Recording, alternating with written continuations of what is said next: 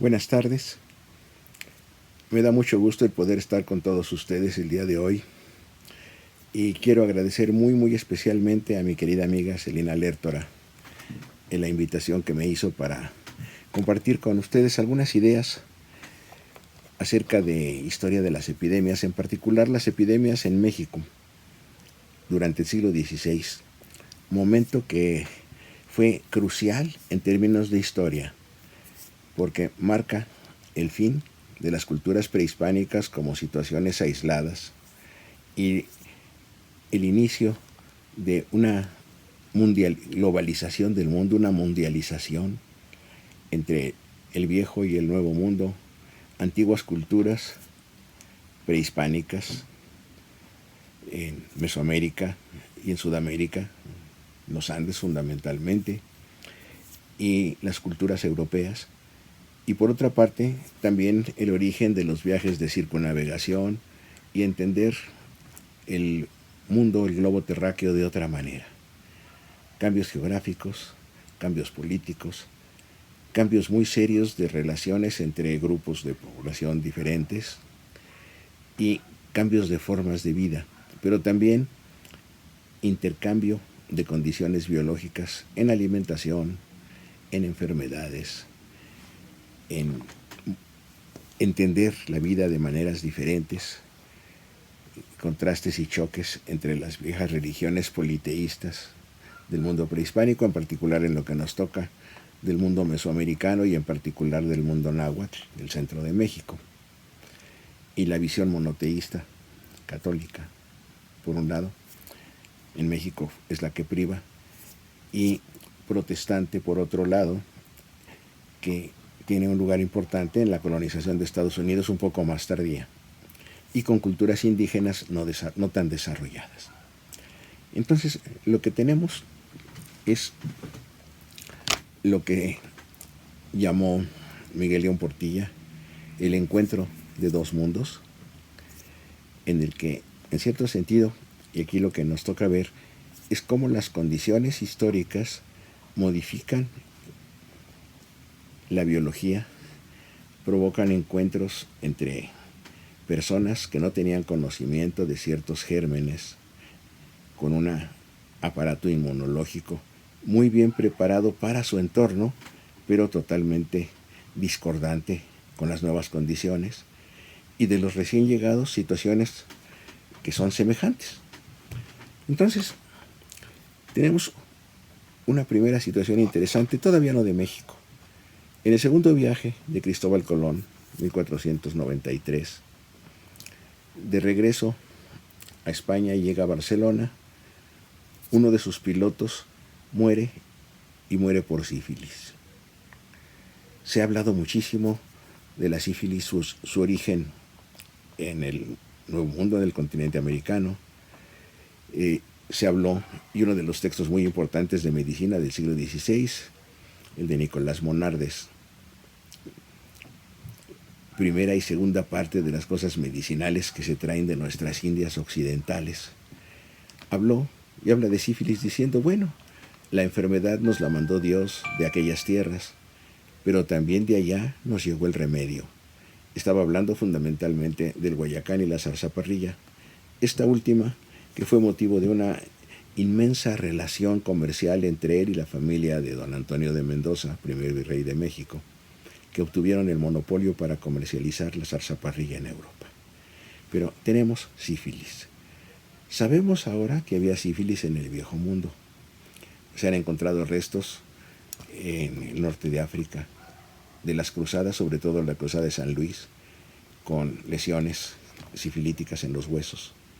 De modo que no se puede, y se han encontrado también en cuevas en Irán, lesiones de este tipo. Había sífilis en los dos lados, pero a partir de 1493 y la muerte del piloto de Cristóbal Colón y el contagio a españoles por parte de su contacto con mujeres nativas, en este caso de las islas de las Antillas. Posteriormente lo mismo se va a dar en el continente, en México y luego en Perú, pero también de las mujeres españolas con los indígenas que llevó Cristóbal Colón a Barcelona y que todo nos indica que tuvieron también relaciones allá con mujeres que fueron altamente apetecidos. Resultado, una epidemia de sífilis, pandemia podríamos decir, si ajustamos un poquito el término, en la que nuevas formas de sífilis, o sea, nuevas formas de lo que ahora sabemos que fue el treponema pálido, un agente causal que no se conocía entonces, que eran desconocidas para los europeos, causaron enfermedades muy graves con muertes en unos cuantos meses, como la del piloto de Colón, y con lesiones muy serias en términos de lesiones óseas, la famosa rodilla de Charcot, con falta de sensibilidad en la rodilla y una serie de problemas serios, sífilis gástrica, cardíaca, órganos internos, que mató muy rápido.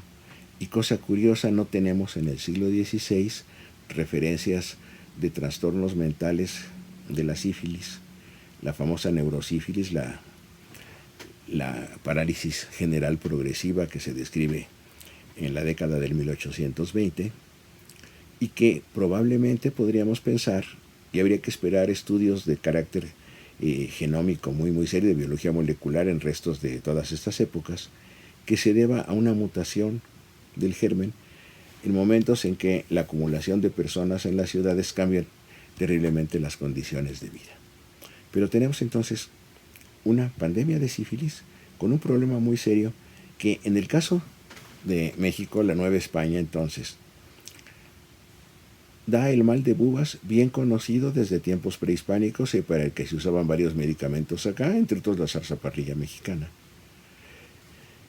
Y por otro lado, formas leves con sífilis cutánea en lo máximo, lo que sería secundaria o terciaria, pero cutánea nada más y sin mayores manifestaciones internas y sin cuadros graves agudos, versus el contagio a los españoles inmunológicamente no conocedores de ese tipo de treponema, con formas muy graves, con formas cutáneas tempranas y también muy severas, y con grandes problemas viscerales que les causaban la muerte en tiempos relativamente cortos, podríamos decir un máximo de 6 a 8 meses. A lo largo del siglo van apareciendo, como bien dijo Monardes en su libro, de donde Dios nos mandó la enfermedad, nos mandó el medicamento, el uso de la zarzaparrilla y los sudores, situación que es curiosa porque se ha demostrado que la zarzaparrilla no es un medicamento que mate al treponema, pero sí que causa elevaciones serias de temperatura, y luego se buscaban bajas grandes de temperatura, y sabemos que el treponema es termolábil, que entonces sí era verdaderamente efectiva contra lo que pensaron los farmacólogos a mediados del siglo XX, pero por medios físicos, no por medios farmacológicos.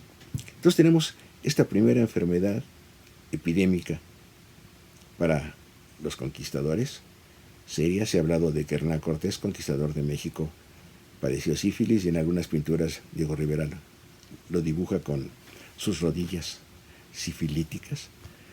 No lo sabemos hasta estudiar sus huesos si en realidad se dio esto o no, porque él no reportó síntomas de este tipo, pero sí tenemos muchas gentes que reportan la enfermedad y que nos dan testimonio de esto. Sí se ha encontrado cifras de mortalidad importantes a consecuencia de, y también se ha encontrado en huesos lesiones óseas, sobre todo, que nos están hablando de una sífilis terciaria. Pero vayamos a México en particular y pensemos la llegada de Hernán Cortés, 1519, su desembarco en las costas de Veracruz, llegada a la capital, a Tenochtitlan, ahora Ciudad de México, fines de 1519, 1520, y una situación muy particular. Sabemos que antes de la llegada de los españoles había un razonable equilibrio ecológico en las poblaciones amerindias. ¿Qué quiero decir con esto? Que no había grandes epidemias registradas desde mucho tiempo antes, y que si bien en tierras mayas tenemos algunas epidemias que se pueden interpretar como fiebre amarilla selvática, no dan mayor cosa. En el centro, en lo que es Nueva España, actual México, y en México Tenochtitlan, la capital ya en este tiempo, sabemos de entre 1450 y 1454 de una hambruna terrible, con muchos muertos, y después una epidemia que empieza con enfermedades de origen hídrico y que después, para 1453-54, le dan la forma que llaman catarro pestilencial. Catarro, rinorrea, síndrome gripal, podríamos decir, que toma características de una afección neumónica y que mata a muchísima gente. No sabemos de qué se trató, pudo ser algún virus de la influenza, no lo sabemos simple y sencillamente, pero sabemos que esto no se repitió, que no hubo brotes en los años sucesivos.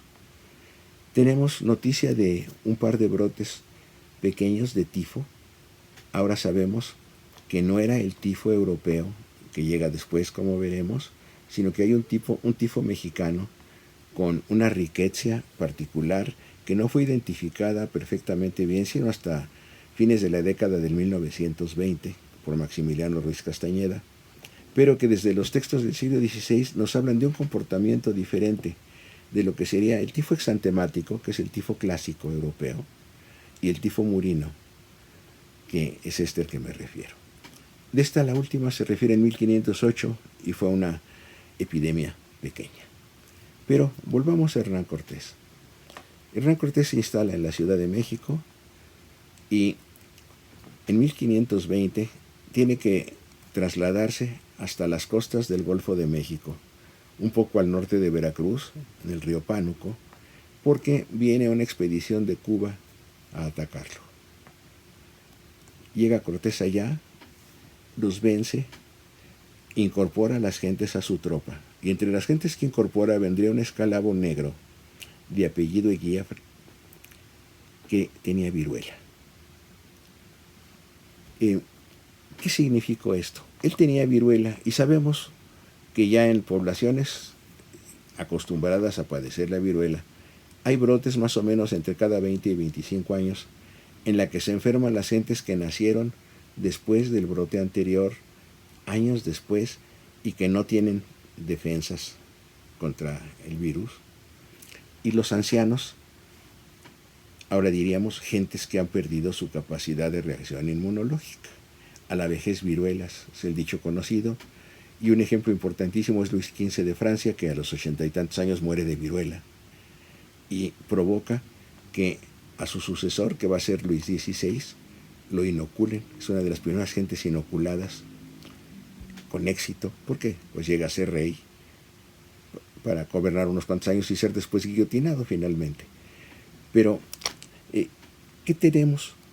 Que este esclavo negro que traía viruelas no muy graves contagia a las gentes en la población de Zempoala, en donde se habían instalado ellos, cerca de la costa del Golfo, y viene a la Ciudad de México, contagia a algunas personas, y viene un episodio muy importante que se ha denominado la Noche Triste. Cortés y sus tropas huyen de México, son atacadas, casi aniquiladas, y se salvan de manera prácticamente milagrosa, pero queda en la Ciudad de México la viruela.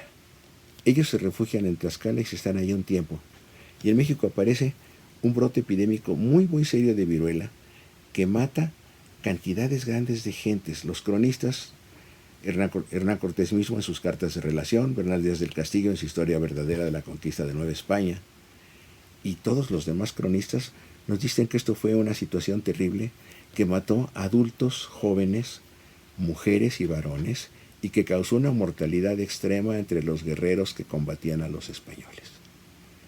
Esto causa bajas muy serias y luego se extiende de la Ciudad de México a todos los alrededores del lago de Texcoco, en cuyo centro estaba situada esta, y a las demás zonas indígenas. Y podríamos decir, es una epidemia generalizada en el altiplano mexicano.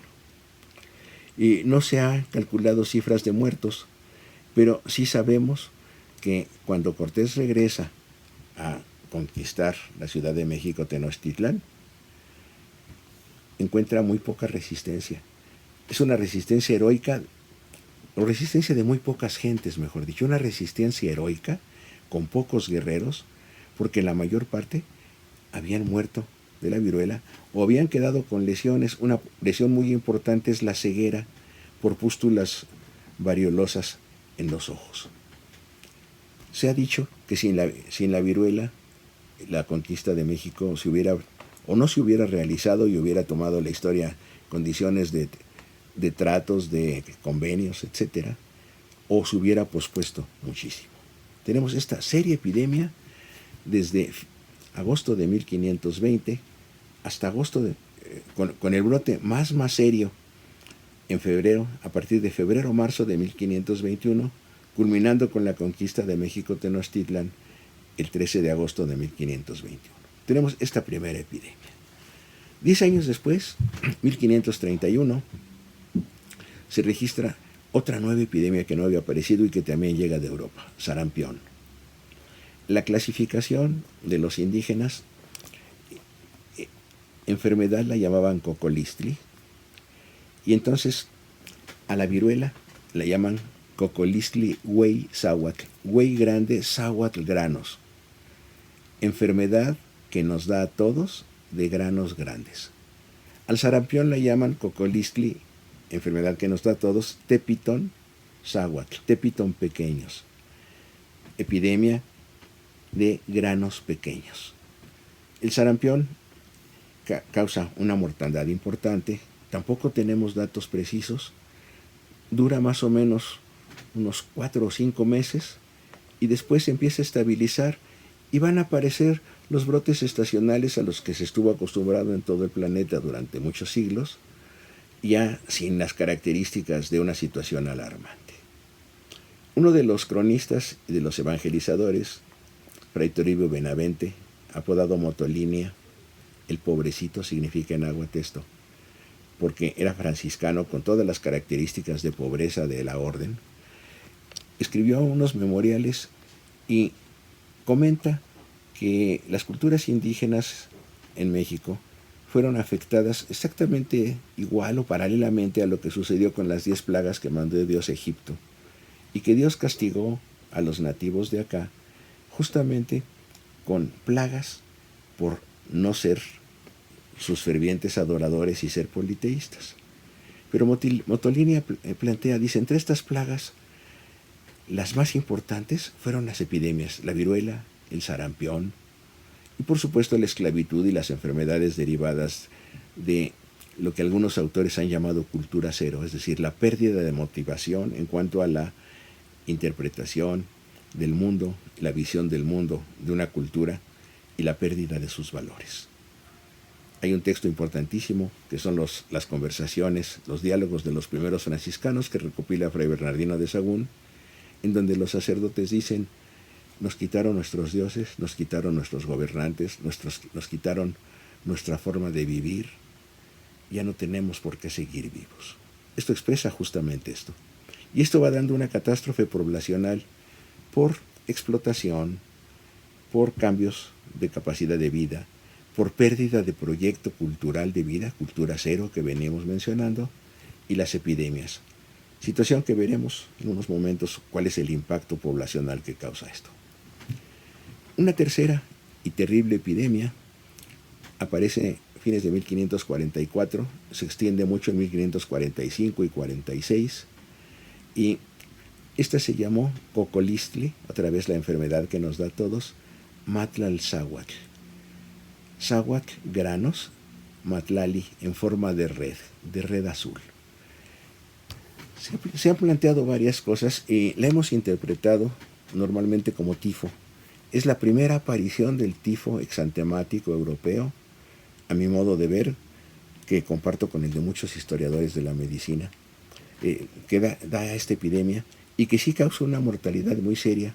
Se ha hablado de cerca de 1 millón de muertos. Y aquí hablaríamos población indígena en México Tenochtitlán y alrededores, era más o menos de unos 6 millones de personas. La población indígena en lo que es la parte central de la Nueva España, la parte central de México, llegando a lo que es actualmente Guatemala y lo que es al norte, la zona desértica del trópico,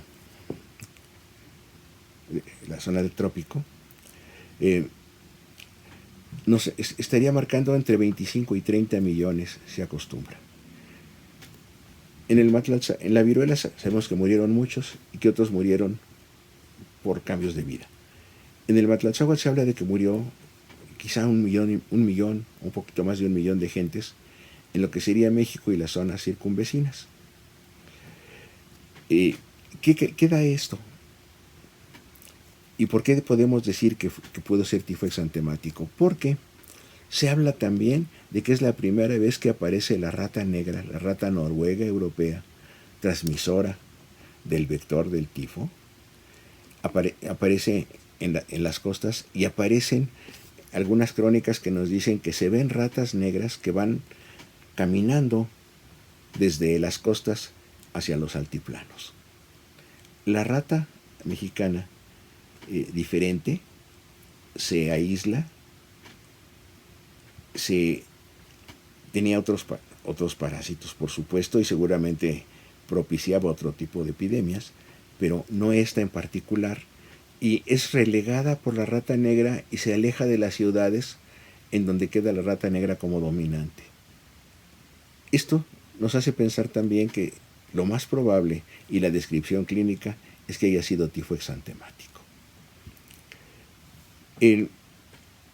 Pasa con brotes de viruela, más o menos ahora sí cada 25 años, con epidemias estacionales de sarampión, no muy graves, y la gran epidemia se da en 1576.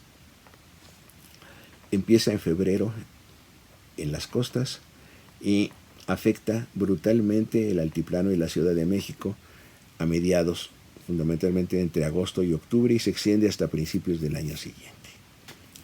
Aquí los indígenas se llamaron Cocolistli, Huey Cocolistli. Ya no le pusieron apellido de granos o no granos, sino la gran enfermedad que nos da a todos. Esta fue estudiada en su momento por médicos indígenas que la describieron, y la describieron como algo terrible. ¿Qué es lo que sucede?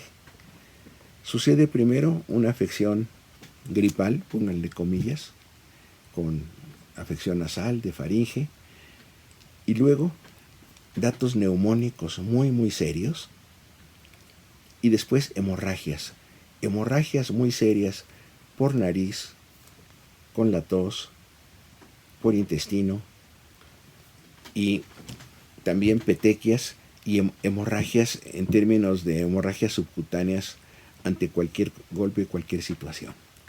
Se hablaba de que cuando las personas pasaban de 10 días y algunas veces padecían del hígado y se hacían abscesos en el hígado, esto se iba haciendo crónico y tendían hacia la curación. De otro modo, generalmente se morían entre 5 y 7 días y había una nueva inmensa mortandad si es que no sucedía la purgación, como se decía en ese entonces, por medio de abscesos del hígado y de ponerse amarillos. Ellos decían, purgaron la bilis y esto les permitió curarse, versus el tener todo este tipo de alteraciones neumónicas y hemorrágicas generales.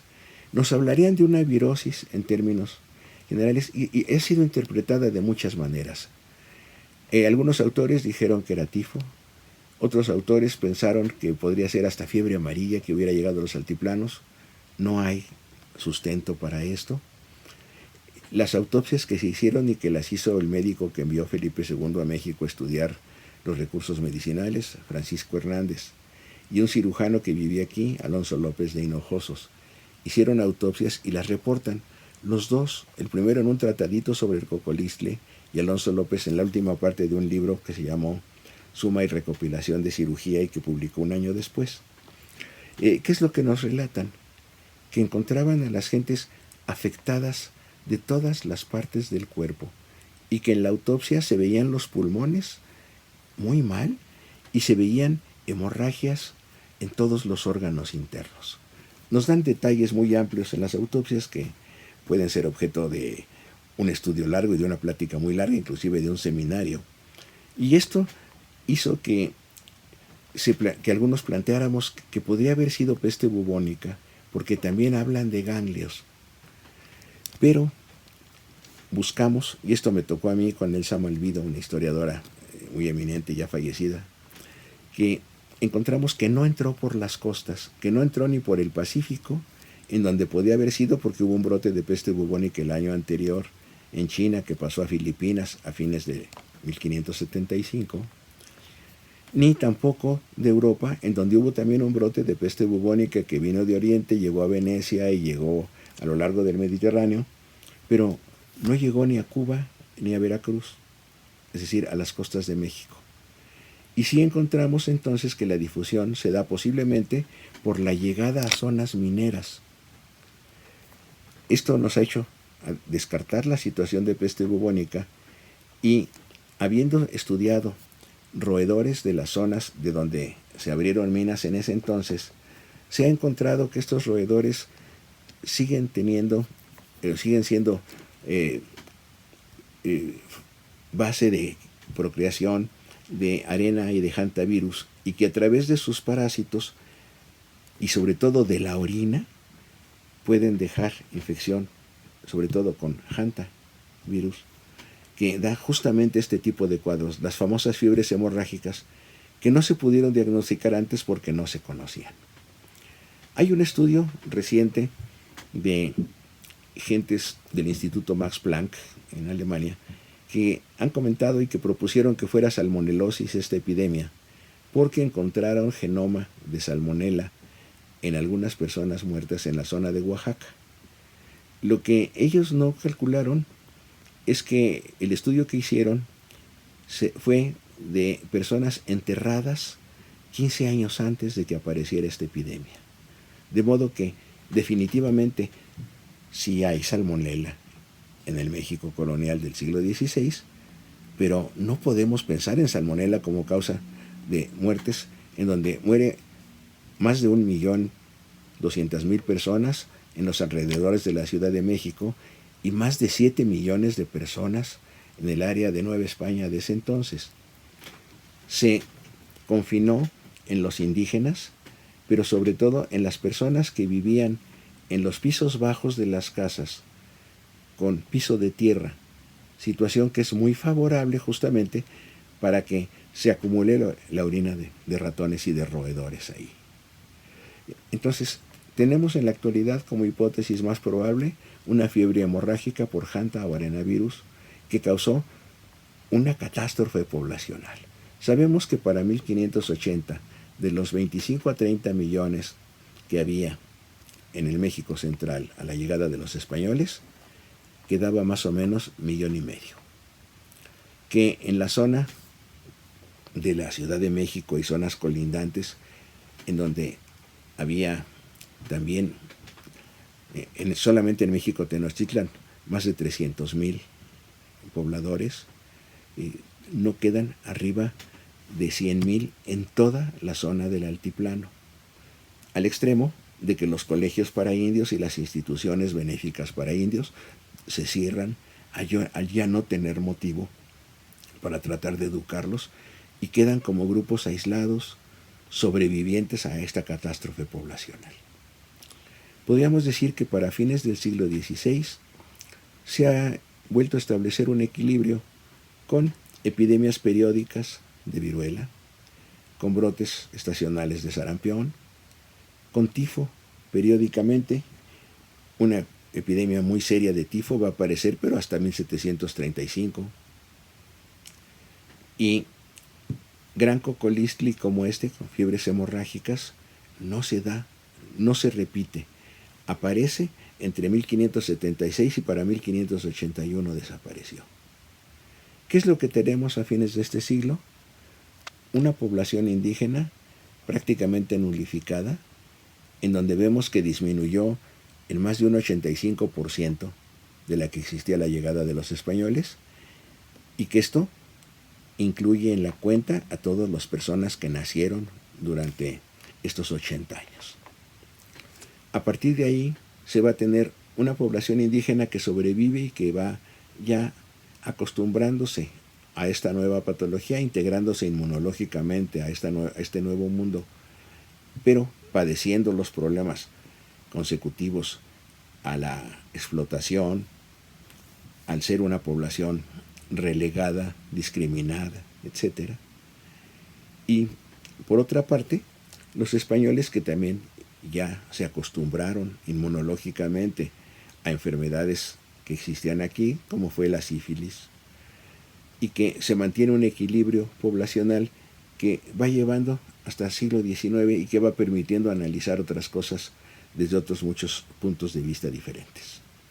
Entonces tenemos esta situación de impacto y lo que significan epidemias para formas de vida, para sobrevida, para choques y catástrofes culturales, la cultura cero para la visión indígena del mundo que decía entonces, y la necesidad de acultural, de tomar elementos de las otras poblaciones en términos de sobrevivencia.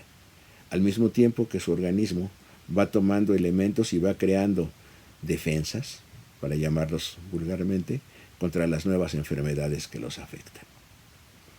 Esto es un asunto importante, sobre todo si pensamos que con la globalización del planeta en los últimos 100 años hemos tenido diferencias muy serias en la forma de enfermar, y el elemento central es que han aparecido enfermedades nuevas con características serias, como fue la poliomielitis en los años 40 del siglo XX, como son los brotes de cólera que vamos teniendo, no digamos la influenza española de 1918 y la nueva influenza que aparece ya en la primera década de los 2000, y sobre todo estas pandemias con SARS, COVID, que nos han hecho otra vez recapacitar y volver a pensar en la historia como algo elemental para poder saber qué es lo que tenemos que recordar y qué es lo que tenemos que hacer para no seguir equivocándonos como lamentablemente se ha seguido haciendo inclusive en esta última pandemia. Con esto, pues, espero haberles dado un panorama razonable y les agradezco muchísimo su atención. Muchas gracias. Entonces ahora vamos a escuchar, a escuchar al doctor Celso Mora de Paraguay, que nos va a hablar sobre un esbozo de la historia de la ciencia en Paraguay. Así que adelante, Celso, escuchamos. Bueno, muchas gracias y mil disculpas por el impasse. Realmente pasé más calor de lo que hace. Bueno, son contingencias, no tiene importancia. Entonces, realmente la presentación de hoy pretende más que hacer un esbozo de la historia como proceso, hablarles un poquito de los referentes históricos de la historia en nuestro país. Bueno, voy a dejar allí para que no... Bueno, entonces, breve historia de la ciencia en Paraguay, sobre todo tomando algunos... sobre todo personas... Habría que ampliar la pantalla para que se viera mejor, porque se ve solo un cuadradito. Se ve toda tu pantalla. Ahí se ve, ahí sí. Está mejor. Bien, sí. Entonces voy a hablar de algunos científicos, digamos, del pasado, hasta más o menos llegar al presente, como para rendirle, aprovechar también esta oportunidad como para rendirle un poco de homenaje a estos seres que muchas veces en el propio Paraguay están en el olvido. Entonces voy a comenzar con Félix Azara, que realmente no es paraguayo, español. Estuvo en el Paraguay en el pasado haciendo importantes estudios sobre geografía e historia natural, tanto en Paraguay como el Río de la Plata. Él se formó sobre todo en la Universidad de Huesca y en Barcelona.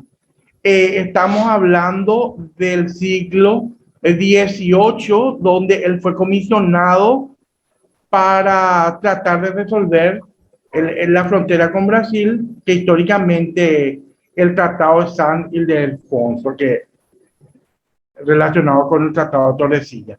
Se quedó en Paraguay, en el Río de la Plata, durante 20 años, y entonces allí estudió la fauna, la flora y la geografía de esta región. Su obra más conocida es Viaje a la América Meridional. Eso fue su obra publicada en francés y tiene datos de valor histórico y científico, apuntamiento para la historia natural de cuadrúpedos del Paraguay y del Río de la Plata. O sea, un comienzo de la ciencia en Paraguay. También la descripción e historia del Paraguay y del Río de la Plata, que para los historiadores es una fuente inagotable de información. También estudió las aves del Paraguay. Apuntamientos para la historia natural de pájaros del Paraguay y del Río de la Plata, así como en el libro donde describió a los cuadrúpedos. Entonces, para aquella época, describió especies nuevas. Otras obras: Viaje por la América Meridional, Descripción e Historia de Paraguay, Río de la Plata, Geografía Física y Esférica del Paraguay, Misiones guaraníes. Se le consideró uno de los mejores científicos de aquel momento. En su obra se dan citas la naturaleza, astronomía, o sea, una mezcla de ciencia, ¿verdad? Que en el pasado, de repente, el científico tenía varias disciplinas no tan divididas por fronteras como ahora. Estructuró una teoría novedosa que hasta evidentemente tuvo una visión ecológica, la influencia que desempeña el hábitat en el desarrollo físico de los seres vivos. Entonces sabemos que actualmente en ecología es cierto, esto es la importancia del hábitat. Acá una imagen de Félix de Azara y un ave silvestre del Paraguay. Un sabio, porque realmente se le considera sabio a Moisés Bertoni. Moisés Santiago Bertoni, naturalista, botánico, escritor suizo. En la historia del Paraguay, extranjeros comenzaron, digamos, la ciencia como tal. Se le conoce como el sabio Bertoni y se le considera uno de los inmigrantes más extraordinarios que llegó a mi país. Desembarcó primero en Buenos Aires, se entrevistó con el presidente Roca, quien le facilita medio para llegar a Misiones. Llega a Santa Ana y empieza a estudiar todos los aspectos de la agricultura, botánica, zoología, meteorología, etnografía. Trabajó en la costa misionera del río Paraná, pero por unas cuestiones políticas viene definitivamente al Paraguay y se instala acá y se comporta como un paraguayo, digamos, enamorado del país. Creó una comunidad de producción agrícola e investigación científica junto con el suizo Hassler. Fue naturalista por excelencia. Trabajó sin apoyo estatal. Dice con mínimos medios, pero era una persona bastante pudiente, Moisés Bertoni. O sea, era rico, pero el apoyo estatal. Investigó exhaustivamente, pasando por las ciencias físicos naturales, la antropología, el ensayo lingüístico e ideológico, y observaciones filosóficas y la historia. Forma parte de un grupo científico fascinado por la novedad, lo exótico, investigar los territorios vírgenes del continente, y se instala acá, en el país.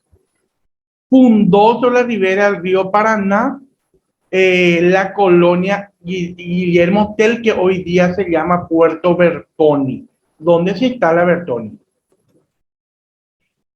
Estudió los cultivos de café. O sea, esto realmente es lo que él hizo para sobrevivir, ¿verdad? Para su producción. Por otro lado, hizo varias obras en el Paraguay y fundó en Asunción la Escuela Nacional de Agricultura. Y allí estuvo dirigiendo durante 9 años. En enero de 1898 creó la Fundación Moisés Bertoni, que hasta ahora existe esa fundación Moisés Bertoni, que apoya sobre todo las ciencias naturales y ecológicas. Investigaba la frecuencia de la lluvia. De hecho, tenemos los almanaques de Bertoni donde indicaba los días probables de lluvia, hasta costumbres nativas, pasando por la lingüística. Realizó estudios meteorológicos para el gobierno de Paraguay y Argentina y escribió. Crea la primera editorial e imprenta científica del Paraguay para publicar sus ensayos y organizó la Sociedad Nacional de Agricultura ya en el siglo XX. Presentó su trabajo de geología del Paraguay y 2 nuevos aparatos meteorológicos para aquella época. El drosómetro, que es para medir la humedad sobre la superficie, y el fitotermómetro. Bien, obtuvo medallas, diplomas y representó al Paraguay en el Congreso Internacional Americanista, que se hizo en Buenos Aires. Quizá lo más resaltante de la producción de Bertoni es el descubrimiento de la stevia, del café, que lo ubica un edulcorante natural ya de importancia comercial hoy día. Quizá eso sea su aporte máximo a la ciencia alimentaria mundial.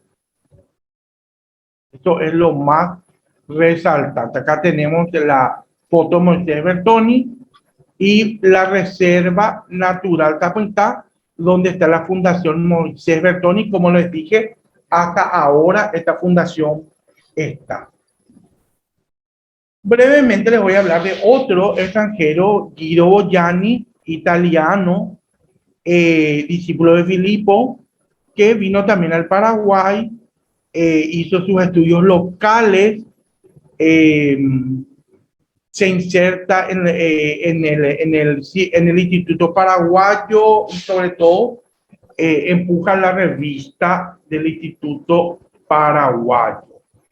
Recorre varias veces el Chaco paraguayo, entra en contacto con los indígenas, convive con ellos, o sea, un etnógrafo.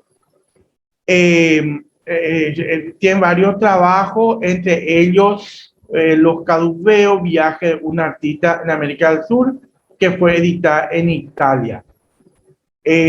La cámara fue para Bogliani un auxiliar científico de extrema utilidad, sacaba muchas fotos, tomó más de 500 fotografías en medio de la selva, pero esto mismo también o sea, hizo que se ganara la admiración e interés de la población, de la comunidad científica. 38 volúmenes aportó a la comunidad científica. Pero ¿qué pasó? Los nativos le consideraron brujo. En un principio le querían, pero después le consideraron brujo y le asesinaron porque decían que los males, las enfermedades venían por esa fotografía que sacaba Bogliani. Bien, Teodoro Rojas, sí, paraguayo, Teodoro Rojas, el primer botánico considerado el primer botánico paraguayo, desempeñó del 900 a 1915 el cargo de guardián del herbario hasleriano. En 1916, jefe de botánica del Jardín Botánico de Asunción. Jardín Botánico y Zoológico actualmente. Recorrió asimismo las regiones limítrofes del Paraguay, a lo largo de los ríos Pilcomayo, Apaquidabán, la región de Maracayú, Guairá, y es incluido dentro de la delegación paraguaya-argentina Ayala Krause para el estudio del curso del Pilcomayo. La Facultad de Química de la Universidad Nacional de Asunción actualmente tiene, si no es el mejor herbario del país, y una revista científica que se llama Rojasiana. Esa revista Rojasiana es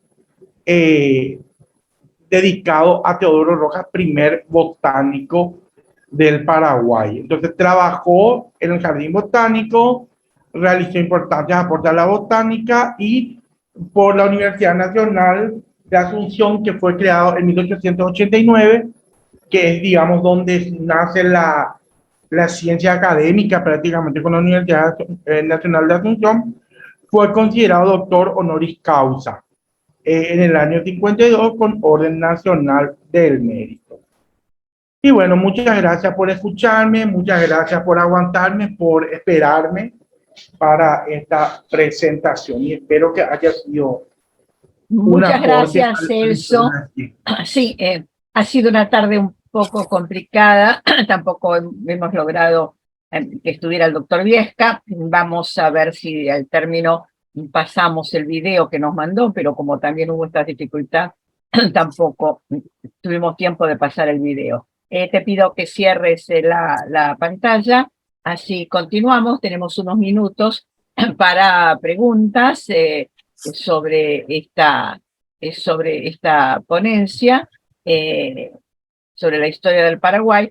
Y yo te querría hacer una pregunta, no tanto sobre esta referencia a los fundadores, digamos así, de la ciencia del Paraguay, sino más en general, si hay una especie de, diríamos, de cronología o si se consideran distintas etapas en la historia de la ciencia de un país, porque abarca un siglo y medio largo, ¿no es cierto? Y si hacemos entrar la colonia todavía más, entonces es bastante usual que los historiadores de la ciencia de cada país hagan una especie de cronología diciendo el primer periodo, el periodo positivista, el periodo moderno, el periodo...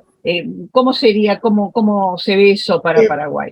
La historia de la ciencia en el Paraguay está muy poco desarrollada. Prácticamente es un campo prácticamente virgen.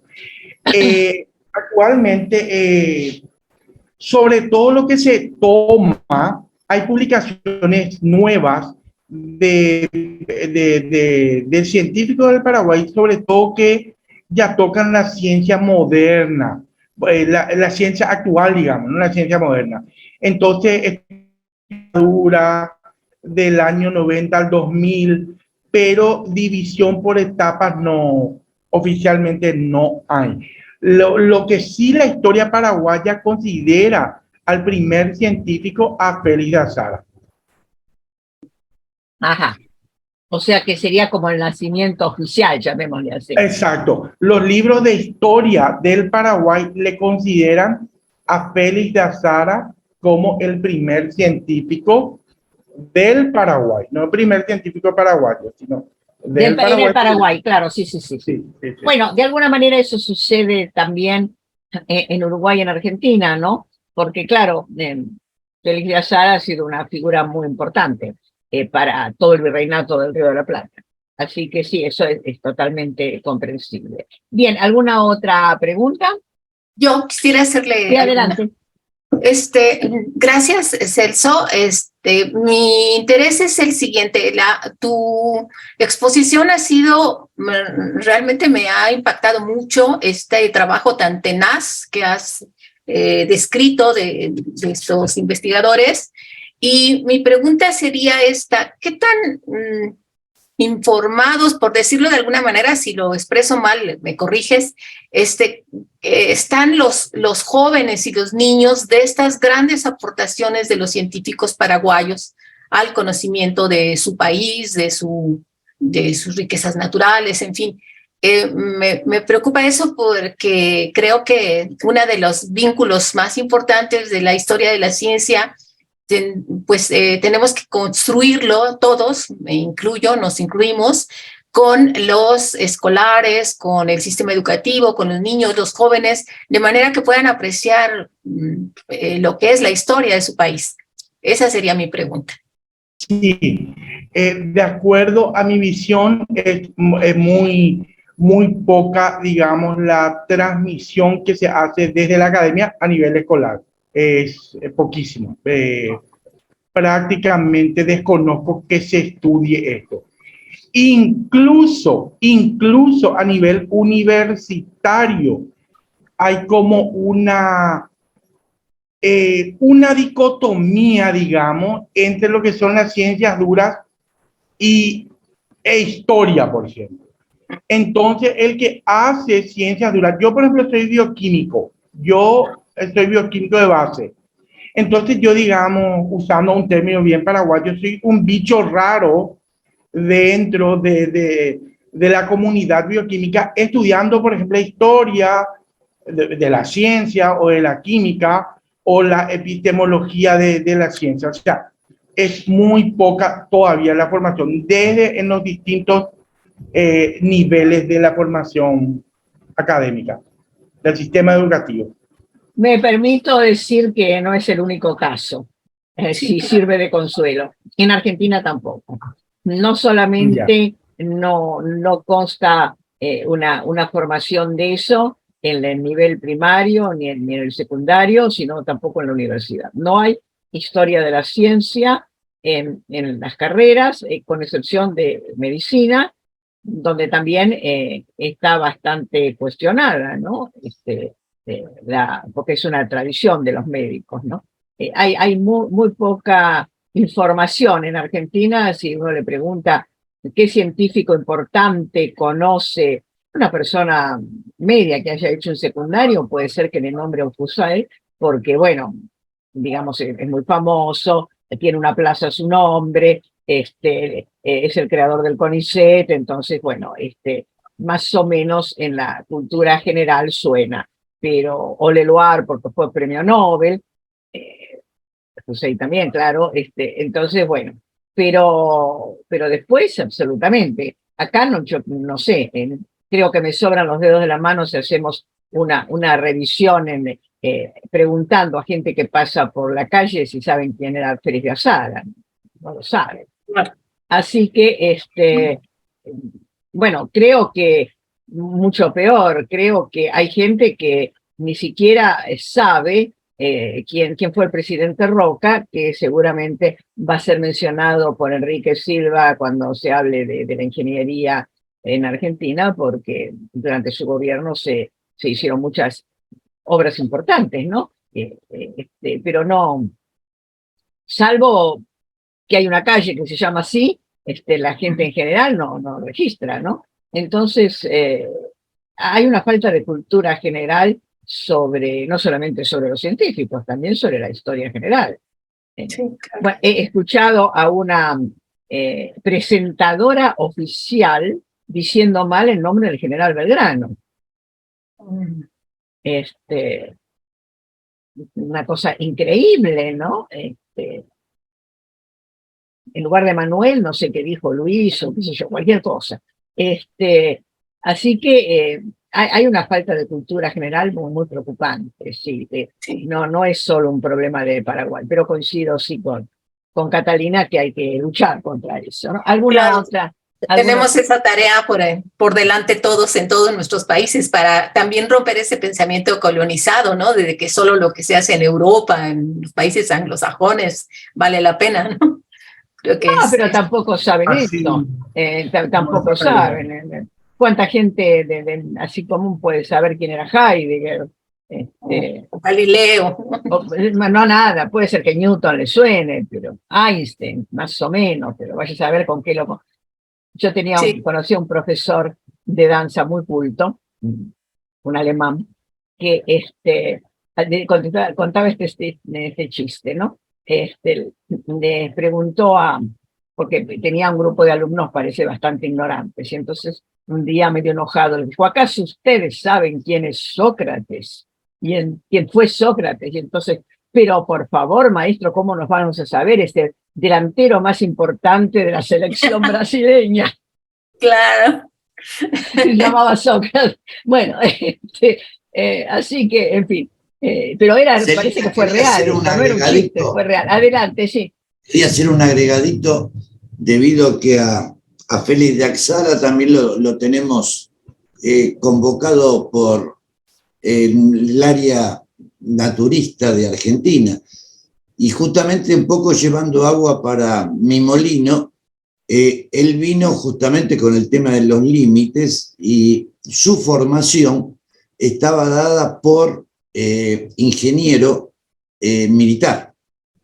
Y justamente me llamaba mucho la atención cómo ahondó sobre otros temas cuando justamente su formación provenía más bien de las exactas. Sin embargo, fue sumamente dúctil para absorber y hacer tanto, en este caso por Paraguay, y también lo hizo por el litoral en Argentina. Pero ingeniero civil, yo lo traigo para mi molino. Bueno, muy bien. Gracias. Bueno, en otros tiempos también había una formación, y hay, por supuesto, no sé, pienso, por ejemplo, en el doctor Abel Bisagüero, que estuvo ayer, que es un médico, su especialidad es medicina social y todos esos temas, pero es un historiador de la medicina que además es cultísimo y sabe mucho de letras, etcétera. Bueno, pero es una tarea personal de cada uno, ¿no? No es porque la formación lo dé, ¿no? Claro. No es porque lo dé la escuela, ¿no? Es un tema. Bueno, cerramos entonces aquí. Muchísimas gracias, Celso. Volvemos a abrir con Celina, nada más quería yo hacer una breve, bueno, a a ver, Celso, una breve pregunta, Celso. Para nosotros en México, la entrada de Humboldt, Alexander von Humboldt, fue un momento muy importante en la historia de la ciencia en México. Así Y me es. parece que también estuvo en Paraguay. Entonces me pregunto si la presencia de Humboldt también, porque fue contemporáneo de algunos de estos maravillosos hombres que acaba de mencionar, y me imagino, no sé si había esta interrelación con ellos y qué tanto se influyeron mutuamente en la construcción del pensamiento científico. Y si no, bueno, lo dejamos para otro momento. Lo Celso ponemos en la tiene su agenda. minuto, sí, puede ser. Celso. Sí, yo creo que no interaccionaron ellos. ¿Perdón? Okay. Yo considero que la pregunta es si hay conocimientos, si interaccionaron. Sí, es decir, la influencia de von Humboldt en la ciencia en Paraguay, porque él estuvo ahí. Sí, Es decir, sí. él hace un gran viaje. Hay producción de von Humboldt. Así es, y mucha de esta producción influye en vamos a decir, en el conocimiento científico del momento, ¿no? Sí, hay producción de von Humboldt. E incluso tenemos hablando de Calle, todos estos señores que nombré, menos Teodoro Rojas, tienen el nombre de Calle, que esperemos que los jóvenes sepan quiénes son, ¿verdad? Por dónde van caminando. Muy bien. Muchas gracias, Celina. Muchísimas gracias.